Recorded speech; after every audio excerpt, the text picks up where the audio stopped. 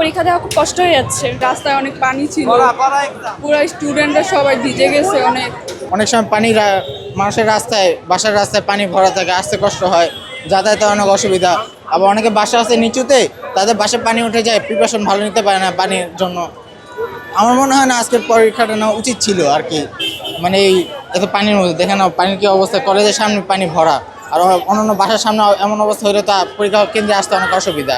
এভাবে অনেকে অসুস্থ হওয়ার সম্ভাবনা আছে, বৃষ্টির পানিতে ভিজলে তো অনেকে অসুস্থতা হবে।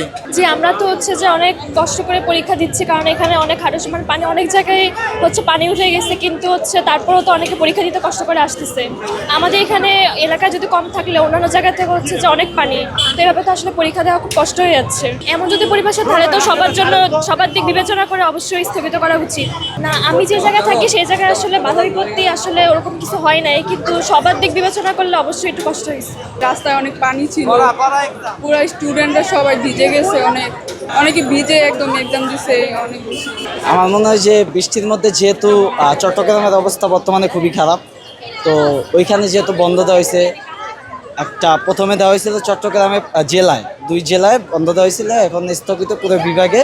তো আমার মনে হয় যে ঢাকা শহরে তো অনেক বৃষ্টিপাত হচ্ছে, তো মনে করেন এখানেও বন্ধ দেওয়া উচিত ছিল। এসএসসি পরে অনেকজনে আমাদের ক্লাসে দেখা গেছে একজন অনেক লেট করে আসছে, তো আসতে পারে না ঠিকভাবে, হয়তো বৃষ্টির কারণে বা অন্য কোনো সমস্যা। তো আমি মনে করি যে সব মিলিয়ে স্থগিত করা উচিত ছিল এই কদিন ধরে।